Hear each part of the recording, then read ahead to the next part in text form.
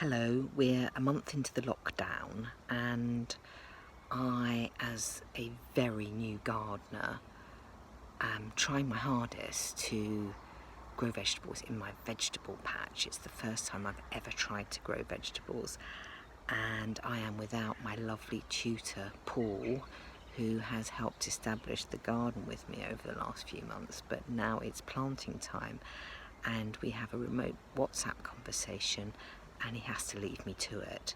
I thought I'd share some of my tips. I've had some good experiences, but I've had some pretty bad ones too, so for any beginner gardeners I thought this might be helpful. So let me show you what's happened so far.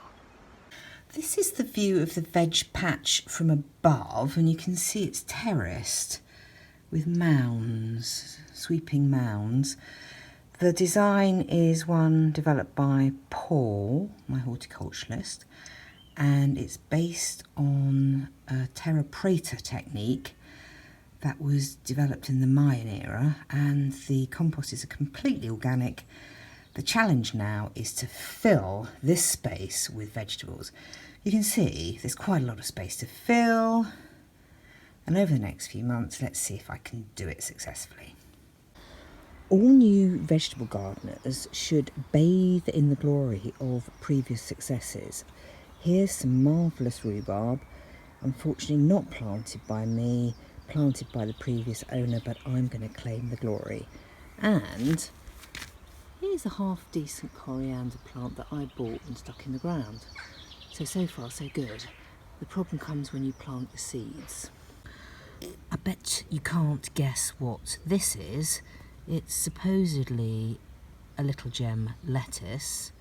I unfortunately have about 30 of these planted in the garden in the vain hope that they will turn into little gem lettuces, but I don't think so, because my mistake was planting them in the back bedroom in a seed tray, and they've gone very long and dangly and they don't seem to be able to support themselves. So I fear that I'm just going to have to plant some new seeds directly into the bed. So that's a learning I've had. Sorry, Paul, you probably had said to me don't bother to do the seed tray thing, but I didn't listen. Here's a reminder of what those little seedlings should be growing into, but I fear they won't be. I've discovered that courgette is a really easy plant to grow. I have 4 that I'm protecting under netting from the pigeons, but I planted them from seed and they seem to be doing really well, and I didn't really do much to help them, so they seem quite hardy, the sort of thing that a new vegetable gardener dreams of. This is my homemade scarecrow, designed to scare away the pigeons and the blackbirds. I don't want them eating any of my seeds or seedlings, but so far it hasn't been successful and the pigeons are here every morning. This is my first try at using a greenhouse. I'm quite proud of this. All my seedlings and plants that I bought that were quite little are now grown quite big, like my tomato plant. And I would say that if you're scared of a greenhouse, if you've got one in your back garden, maybe just moved into a new place and there's one there, just go for it. Really excited. These are my runner bean plants.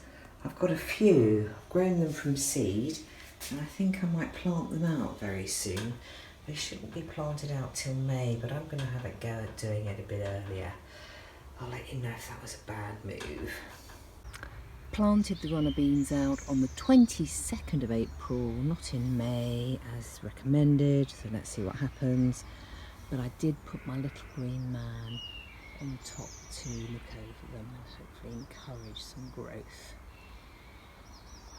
Another tip for new gardeners that I'd like to share is the acquisition of fishing line.